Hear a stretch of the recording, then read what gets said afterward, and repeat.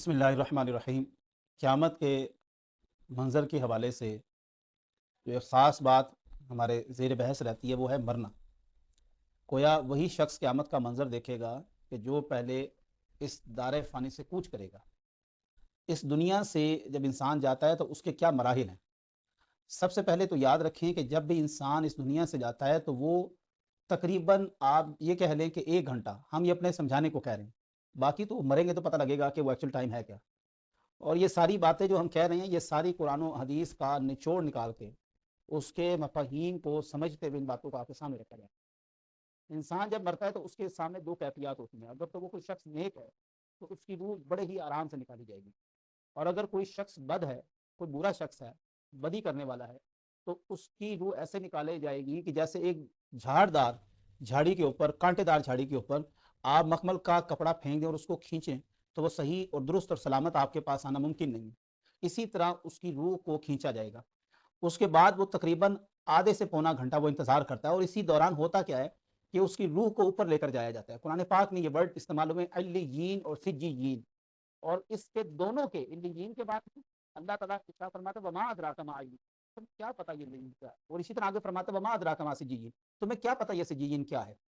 در حقیقت علیین اور سجیین یہ دو مقامات ہیں۔ جیسے انسان کی روح قبض کی جاتی ہے تو اس کی روح کو فرشتے فوراً اللہ تبارک تعالیٰ کے پاس لے جاتے ہیں، وہ وہاں پر سجدہ کرتی ہے۔ اس کے بعد پہلے آسمان، دوسرے آسمان، تیسرے آسمان، یہاں تک کہ ہر آسمان میں دستک دی جاتی ہے اور پوچھا جاتا ہے کہ کون ہو، تو وہ کہتے ہیں فلاں بن فلاں کو لے کر آئے ہیں۔ وہاں پر باقاعدہ ایک رجسٹر بنے ہوئے ہیں، ان رجسٹر میں دیکھا جاتا ہے کہ اس کا نام ہے تو اس کو پھر اوپر علیین میں لے کے جایا جائے گا۔ لیکن اگر اس کا نام نہیں ہے، ساتوں آسمانوں پہ کسی بھی آسمان پر اس کا نام نہیں ہے، تو اس کو پھر واپس سجیین کی طرف لے کر آیا جاتا ہے۔ اور سجیین جو ہے وہ ساتوں زمینوں کے نیچے، آپ یوں سمجھ لیں کہ شیطان کا ایک پورا محل ہے، یہ پورا ایک جہنم نما منظر ہوگا وہاں پر، جہاں پر ایک بڑی کتاب جو شیطان کے سرہانے پڑی ہے وہاں پر لایا جائے گا، اور سجیین سے پوچھا جائے گا، جو وہاں پر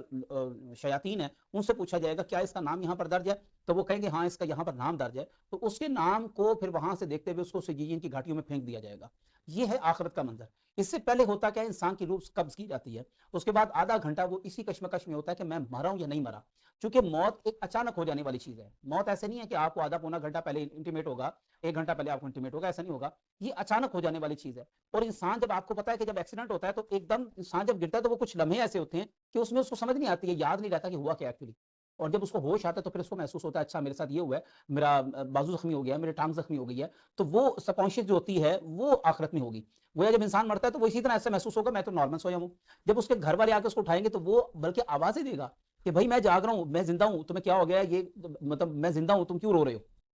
یہ معاملات ہو گئے۔ اس کے بعد اس کو پھر دفنایا جب جاتا ہے تو اس کے بعد حدیث پاک میں آتا ہے کہ وہ آپ کے قدموں کی آہٹ بھی سن رہا ہوتا ہے، یہاں تک کہ جب وہ لوگ سارے چلے جاتے ہیں تو ملائکہ آ جاتے ہیں اور ملائکہ اس سے پھر حساب کتاب لیتے ہیں۔ اب یہاں پر دونوں لوگوں کی الگ زندگی ہے، ایک نیکوکار شخص ہے، ایک بدکار شخص ہے۔ جو نیکوکار شخص ہے، جس نے اچھے کام کیے ہوئے ہیں، نماز روزہ زکات وغیرہ چیزیں اپنی کی ہوئی ہیں، اس کے بعد لوگوں کے ساتھ اس نے صلہ رحمی اور بھلائی کا رستہ اختیار کیا تھا، اس کے ساتھ کیا ہوگا جب اس سے سوال جواب کیے جائیں گے، من ربک من دینک من تقول فی حق ھذا الرجل، یہ تمام سوالات کے بعد جب وہ صحیح اور درست جواب دے گا، اس کے بعد فرشتے اسے کہیں گے کہ اے اللہ کے بندے سو جا،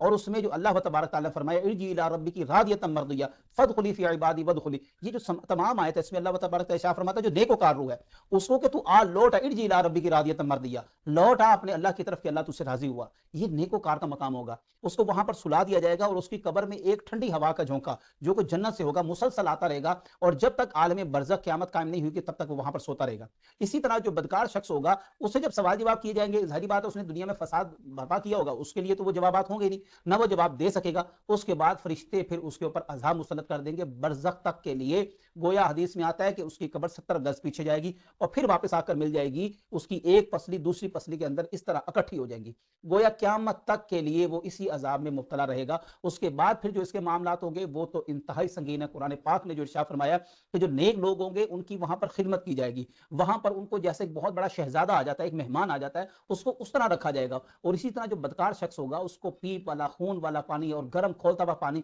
جو اس کے گلے کو چیرتا ہوا نیچے چلا جائے گا، اس طرح کی چیزیں اس کو میسر ہوں گی۔ تو یہ اللہ تبارک تعالیٰ کی آپ یوں سمجھ لیں کہ ہم پر نعمت ہے کہ ایک تو ہم مسلمان گھرانے میں پیدا ہوئے، پھر اوپر سے آپ دیکھیں نہ صرف مسلمان گھرانے میں پیدا ہوئے، ہمارے دل میں اللہ تبارک تعالیٰ نے اپنے پیارے حبیب علیہ الصلوۃ والسلام کا عشق بھی رکھ دیا، گویا قیامت تک کے لیے جو آنے والا شخص ہے اس نے نہ رسول اللہ کو دیکھا ہے، نہ رسول اللہ کی تعلیمات کو سنا بذات خود، لیکن اس کے باوجود قرآن اور حدیث اس کے سامنے ہے اور وہ رسول اللہ سے بے پناہ محبت کرتا ہے۔ اللہ تبارک تعالیٰ سے دعا ہے کہ اللہ تبارک تعالیٰ ہمیں بھی نیکوکار لوگوں کے ساتھ رہنے کی توفیق عطا فرمائے، تاکہ ہماری قبر کے معاملات اور آخرت کے معاملات ہم پر آسان ہو سکیں۔ اپنی دعا میں یاد رکھیے گا۔ جزاک اللہ۔ اللہ حافظ۔